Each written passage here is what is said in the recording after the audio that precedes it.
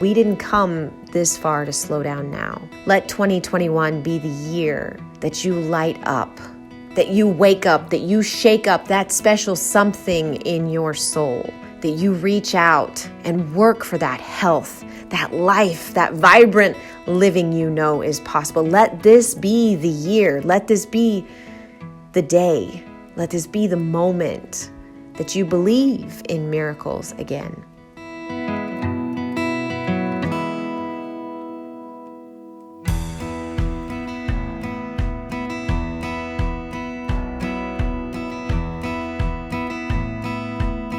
Hey guys, it is Dr. Devin. I am super excited and grateful to host one of our very special people in our practice. Everybody's special, and what I find is that we all have a story inside of us. We all have this why. We all have this gift. And as I get to bump into different people, I learn the most amazing things. And so I've invited our guest here today to share with you little bits and pieces that I've gotten to know. And we're going to deep dive today. Please welcome David, who's going to talk to us about all things bees.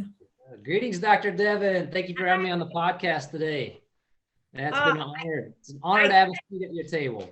I cannot wait. So this whole premise of the show is if they knew, right?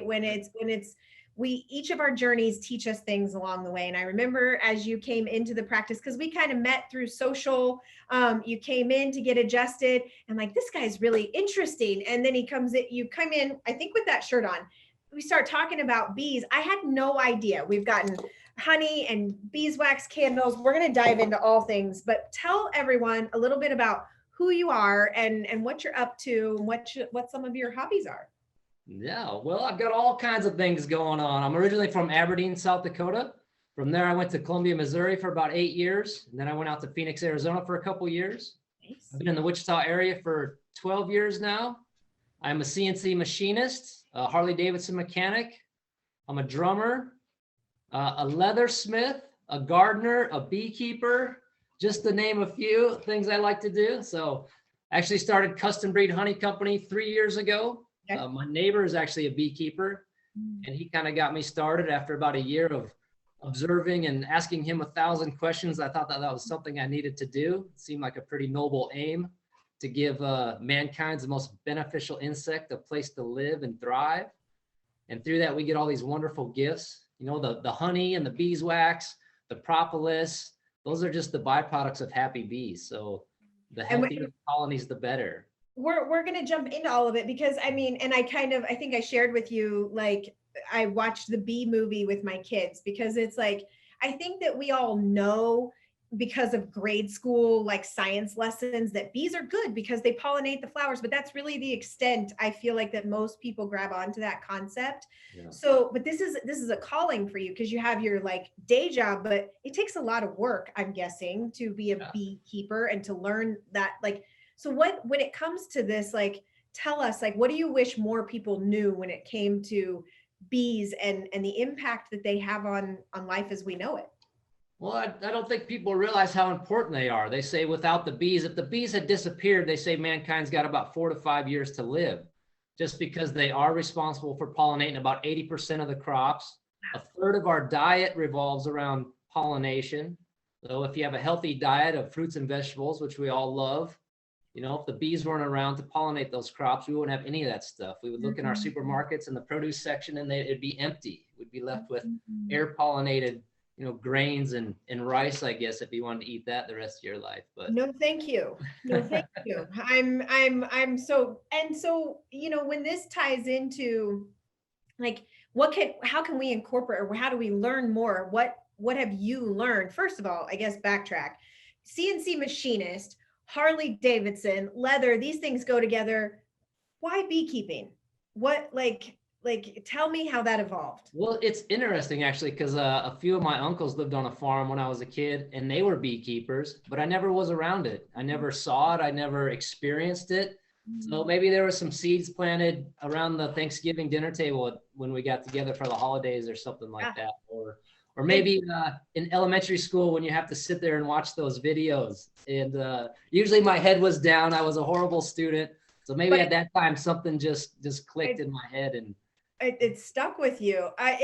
So I remember a shaman telling me, that there's medicine in all of us, right? That within nature, for some people it's flowers, for other people it's the hawk or the bird or the bear or the wolf or these things. So maybe that bee medicine is in your family lineage. I feel like that would be up your alley. But what has this opened up in you? What have you learned?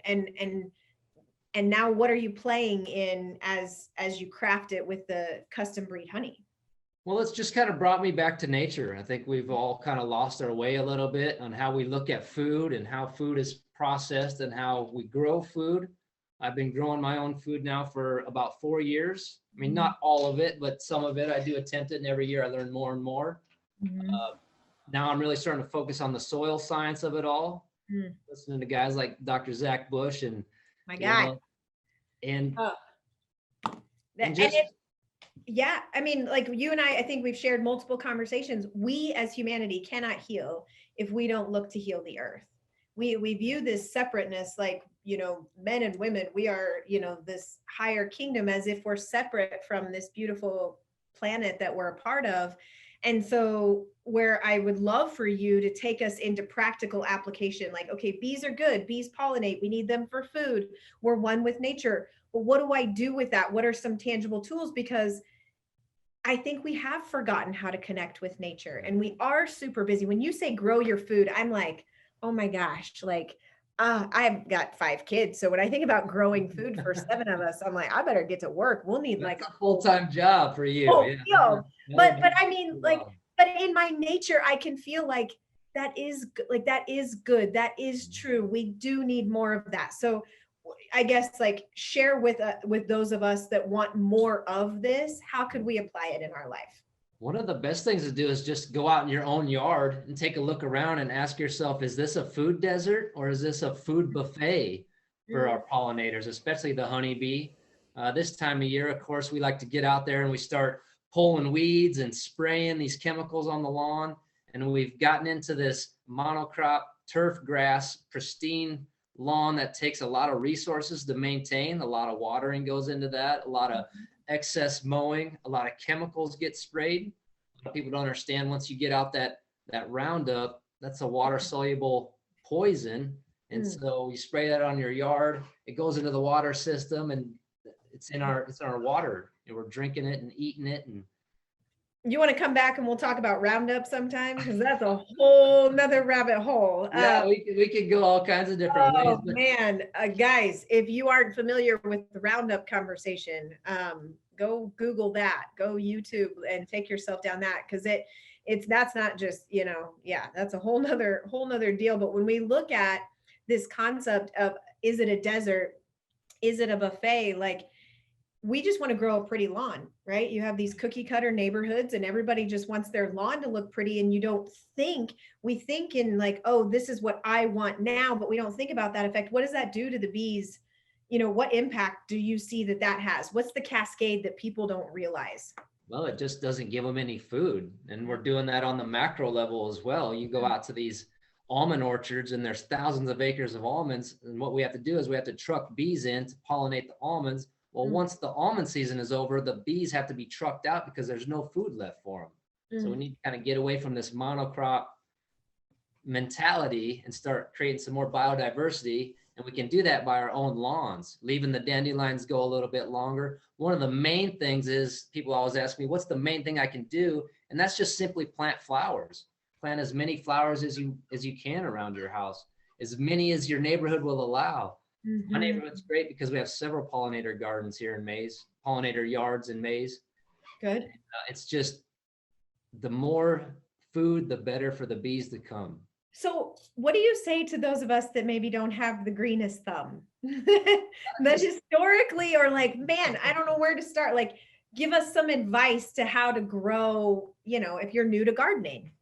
Yeah, well, the best thing, like I said, flowers is the main thing. You can plant simply some geraniums. You would try some cilantro if you wanted to do that. Lavender is real good for the bees. So it doesn't matter. Like, just play with it. Just like pick. Right. Yeah. So it doesn't have to be perfect and well groomed, and like, it's just for fun and giving back to the ground. Yeah, the Oh, more organic, the better. So, and another fun thing we can do with the kids or homeschoolers is create seed bombs. You mm, take this oh, Crayola air dried clay, you take a pinch of wildflower seed, try to find those seeds that are native to your area. You can combine the two, roll it into a ball, and let it sit and dry, and it kind of dries into a light rock. And you can just start chucking those everywhere. Just you're going on a road trip, start throwing them out in the ditches, throw them in your neighbor's yard. They'll love you for that, you know. right. You Like, are where did this come speaking, from? yeah, Verona language. I've got wrestler football. I mean, like, I can't get them excited about school, but I think if I say, hey guys, we're gonna make bombs today, Yeah. like they could get behind that. So I'm gonna have to, maybe you could share a recipe with us, guys. I will of course make sure that we have show notes that go with this so that, you know, as sometimes when we roll through these conversations, it's like, oh, that's a good idea, but how? So make sure that you click that link. So we'll make sure David tells us like what you said, air dry clay Yeah. and seeds. You Like can that. get that any hobby store has it. Yeah, Yeah, it's just that's Crayola brand air dried clay. that's amazing. And then you let Mother Nature take it from there. That's right. And Oh, that's the beauty of it too, because you may never see those flowers, but you know you're this wildflower seed renegade going around just throwing these things out. And like I said, you may never see those flowers, but that's part of the beauty of it all. we're starting a gang, the Wildflower Renegades. Like it. I like it. What else can we do? So if we do go to like, you know, I mean, because it's about to be that season for farmers markets and there's bee pollen, beeswax candles, honey. Talk to us about some of these byproducts that bees gift us just in being alive. Yeah, well, one of the main things is honey. Of course, everybody knows local raw honey. So when you ingest that local raw honey, you're basically taking in all the nature around you. And that has several medicinal purposes. One of the things that we do, it's an anti-inflammatory. It also promotes healthy skin. I actually use it on my face. I'll take raw honey and put it in my hand, put some crushed almonds in there as an exfoliant and use it as a face wash. Boost your energy. I said it's anti-allergenic, boost the immune system. There's 27 minerals in there, about 5,000 live enzymes. Also improves your digestion. So the local raw honey, the unfiltered local raw honey is the best. So I think there's a documentary out there called Rotten, season 1, episode 1, talks about the commercial honey business. Yeah, not the same.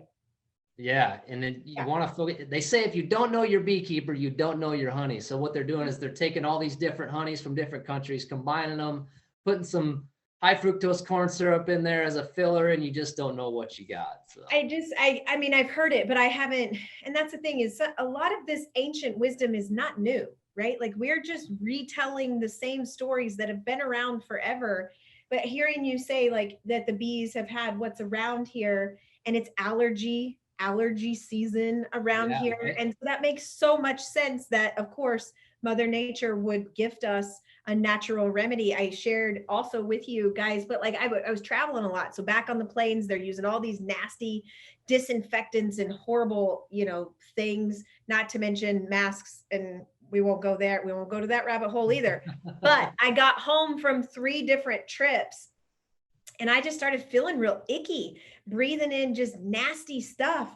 And of course, David had gifted me some CBD infused raw honey, and I didn't reach for cough syrup. I didn't reach for medicine because I view these symptoms as my body was expressing like, hey, something's not good in here, and nurturing it. Now that helps me understand. So maybe take a look at your medicine cabinet and replacing a little bit at a time, because you can always add more, but you can't take it out. So honey is a great first line of defense. You also brought us these really cute, pretty beeswax candles to the office. So share with everybody listening, what you said to me about beeswax candles and why we should go for those. Burning beeswax is just amazing for the house altogether. What a lot of people don't know is the candles that you buy in the store, most of them are made from paraffin wax. That paraffin wax is actually a byproduct of the petroleum refining industry. So when you light those paraffin wax candles, it's basically like burning diesel fuel in your house. You're basically poisoning yourself. So when you burn pure beeswax, Pure beeswax will give off a negative ion, which actually purifies the air in your home from dust, mold, odors. They attach themselves to the positive ions, which is the dust and the toxins and so on and so forth, and purifies that for you. There's not a whole lot of smell to that pure beeswax. You can add essential oils into it if you like, but I haven't done that yet. But that's just some of the benefits of burning that pure beeswax. They actually used to use them in castles. The kings and queens all had the finest beeswax candles in their place. But that's one of the great benefits of it, is just using that. And so what the bees do is they take some of that honey, they heat up the hive to about 90 degrees, and that activates their wax glands that they have in the abdomens. They actually secrete that wax out of their abdomens, and then they chew it up till it's the right consistency. Obviously, they use it to build their perfectly six-sided hexagon cells that they lay the eggs in and put the honey in. But then also we use it from the cappings and so on and so forth to make beeswax candles. I have about 16 products out there now available on the website that have beeswax in them, as far as lip balms, lotion bars. Lotion bar. Yeah. And I have some soaps out there as well with raw honey in it. Like I was saying earlier, it's good for your skin. Cleopatra actually used it in some of her beauty. If it was good enough for Cleopatra, ladies, then I mean that woman had fine taste, best of everything. So and again, we use so many lotions and candles, but we don't stop to take a look at the ingredients or put together, because I grew up, my mom loved candles. I mean, that was just like a thing that she did, that her mom probably did, that now I do. And when I hear that, I'm like, well, I don't know that I even stopped to think about it like that, but I can't unhear that's like, diesel fumes going off. Like, yeah. So, I mean, instantly, and those micro choices make a macro difference for my family. So, I mean, these are actionable things that are very simple switches. If you can't get pure beeswax, there's some other options out there as far as soy-based candles are good too. So if you can't find pure beeswax candles in the store, a lot of times they do have a soy-based option, which is just as good. Yeah, and it's more the awareness of what you are choosing to breathe or to put on your skin or to ingest, because I think that toxic load, like we're talking about, Roundup or these things in the soil, we hit a point of toxic load and then we get sick. And so we can take control of our health and of our happiness when we make better choices. Now, I am wearing a bee shirt because for a moment in time, it was a joke because bees would follow me everywhere. And it kind of got like, I mean, My Girl was one of my favorite movies growing up. The little boy dies when he gets stung by a bee, right? Like, so there's this phobia around bees. Right. Now talk to us, because if we want to become bee lovers and we want to be the change, right? We're our wildflower renegade and we're promoting more bees. Talk to the people that are maybe afraid of bees. There is that out there. Of course, there is people who are allergic to them. Yes. Can cause a deadly reaction. So there is that. There's, like I said, the sting phobia that revolves around them. But the thing is, the honeybee itself, there's 4,000 species of bees out there. And most likely, most people haven't been stung by a honeybee. It's been the other 3,000, other species that they've been stung by. So there's that sting phobia. But the honeybee only has one sting in it. After that, it dies. So it's its last defense mechanism against something. So when a bee comes up to you, it probably just thinks you're a flower. Maybe you have some scent to you. Maybe you have some bright colors on. And it's just going to hang out for a little while, check you out, see what you're all about. And it's like, nah, this isn't for me. I'm going to go find something else, But during that time, bee comes up to you and you're going like this and you're starting to freak out. Yeah. And that's a natural response, right? So what you do, you're freaking out. So the bee's like, okay, I better freak out too. And that's when they come in for the sting, because they're just defending themselves against that. So another thing you can do is just simply walk in a different direction. The bee's not going to, unless you have antagonized it a little bit, if you just simply stay calm, take some deep breaths, and if it doesn't go away, just kind of take off walking a little bit, and it'll just lose interest in you as it finds something else along the way. So just remain calm. And I know said, there is that sting phobia. Some people are allergic to it. Hopefully they're carrying, an EpiPen or something like that around if an accident did happen. But just stay calm, take some deep breaths, and then you might learn something. Just observe the bee and see what it's doing. And they're just amazing to watch because they'll just hover around, check things out. They might land on you. They might do a couple things, adjust their antennas or whatever they're doing. And just check them out and observe them for a little bit. I love seeing people light up about what they're passionate about. So even just like, you start to talk about the bee like some people would talk about their dog or their cat. Like you can tell that they're your little buddies. So, what if, to anybody that's interested in becoming a beekeeper, would you recommend it? Is that something that you've enjoyed getting further into? The more the merrier, of course. So I always tell everybody, if you do want to start off beekeeping, you might join the local beekeeping club. We do have one here in Wichita. I think there's a couple of them, but the main one is South Central Beekeepers Association, and they meet at the Nature Center.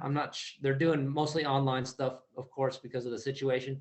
But just get involved in your local beekeeping community. First of all, get all the information you want. We'll put several books in the show notes that you can read. There's some really good beginner backyard beekeeping. You might just read one of those books just to see if it's something you want to take on, because it is a lot of work. People get into beekeeping and they don't realize that you have to be in that hive at least once a week for a while up until they get established.